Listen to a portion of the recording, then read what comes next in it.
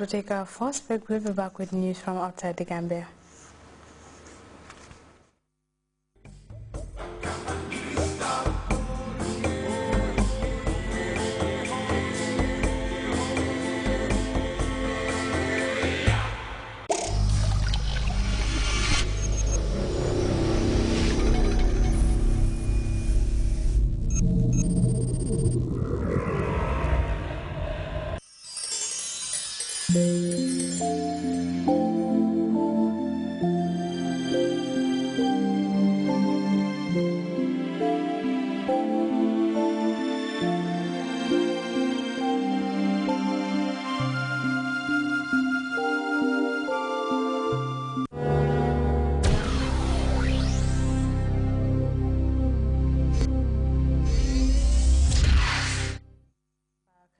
It's been nearly 2 months since Somali militants stormed Nairobi's Westgate shopping mall and killed dozens of people there. In the wake of that attack, the Kenyan government has increased security along the border with Somalia. But in our exclusive report, CNN's Nima El-Bagir tells us how people are still finding ways to smuggle into Kenya undetected. Side of this border is a pretty substantial security setup, and that has only grown in size and scrutiny in the aftermath of the Westgate attack in Nairobi. But this isn't the only route into Somalia. Hacked out of the undergrowth, this is where traffic flows. The Panya routes, so-called rat routes, used by smugglers to cross back and forth undetected. Branching brazenly off from the government roads, there's certainly a smoother ride, in spite of the Kenyan government's efforts to beef up border security. Up through these smugglers' routes, we've managed to enter Somalia from Kenya without any checkpoints, without being asked for ID, without seeing any sort of government presence. Night falls and it's rush hour on the Panya routes. People and goods ferried back and forth. Everyone is too afraid to stop for long here, even to help the stranded families we see along the way.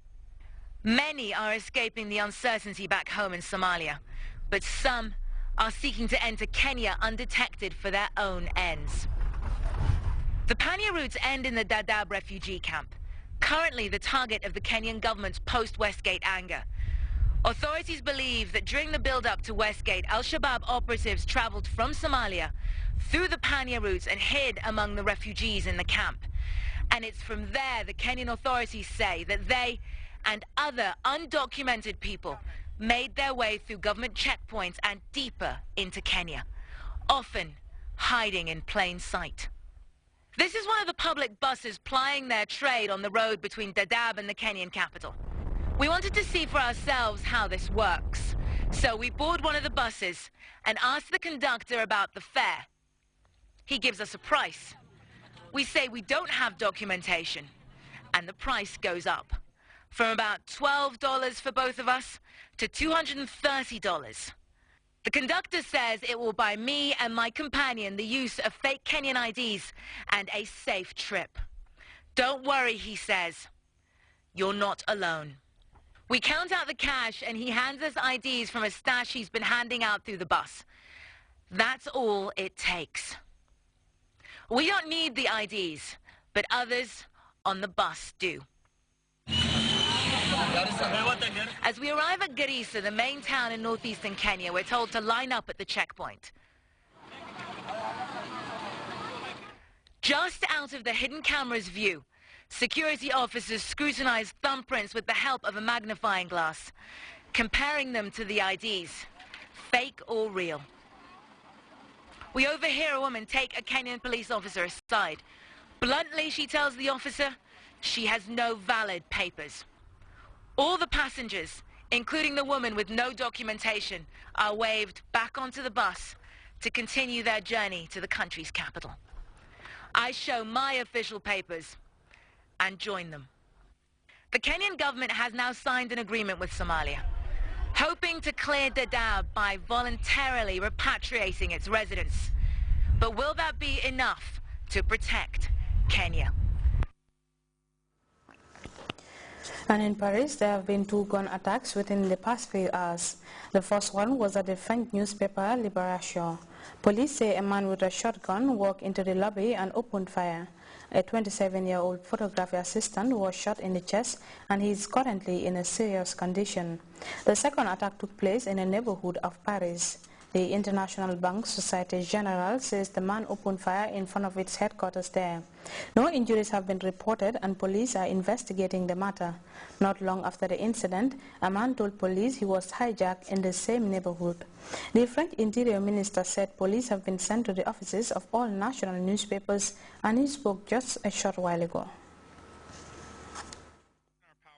This individual. In our country, we cannot accept those who attack our fundamental rights, a right that women and men have always fought for all over the world. Lives have been lost over this right. I'm thinking of our 2 RFI journalists who were executed a few days ago in northern Mali, and here in the heart of Paris, we cannot accept these acts. In other news, now people across the midwestern parts of the United States are trying to recover after ferocious weather over the weekend. Dozens of reported tornadoes have been recorded across several states on Sunday. Meteorologists say it is unusual for that kind of storm system to erupt in November. At least 6 people have been killed and many homes completely destroyed. On Monday in the U.S., more than 500,000 customers still did not have electricity supply. CNN's George Howell tells us more. Told me that the state of emergency has been lifted in this town. That is good news, and also to reiterate the fact that no one was killed. There were no serious injuries given what happened here, but with light of day, as the sun comes up here in this city, you can get a good sense of just how strong the winds were. You can see the roof here that collapsed on top of a fire truck, and even the firefighters here will need a little help digging out. Just a few minutes ago, we saw them walking by the fire truck, really trying to figure out what their next move will be. And you see plenty of devastation, a lot of damage in this town.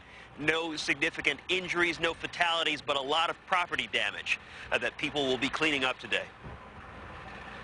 New police dashcam video captured this twister in Boone County, Indiana, Sunday. Watch as it passes dangerously close to this semi-truck. The damage in Indiana so extensive, more than 160,000 residents found themselves without power this morning. Entire communities were destroyed. The force even toppling a car in this Starbucks parking lot.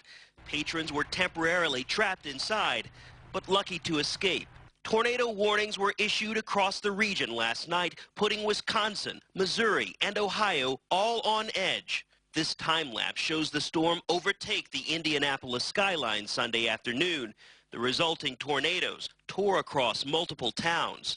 Crews in Kokomo worked in darkness. Headlights from their emergency vehicles, the only source of light in one of the hardest-hit areas in Indiana. The storm brought wind gusts powerful enough to tear the top from this home, sending it flying to the middle of the road.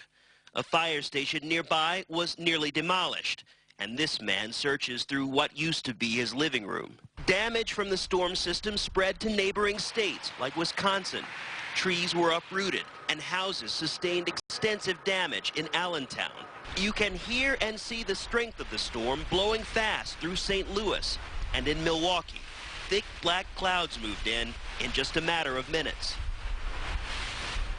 Now we know that the cleanup work will start today, a lot to be done, and also the governor will be here to tour a lot of the damage here in Kokomo. Back to you.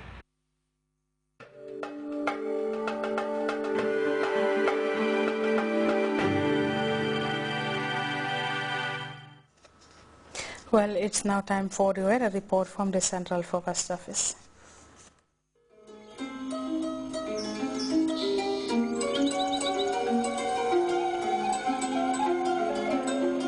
The source assures us of a continuous flow, and from there, everything follows.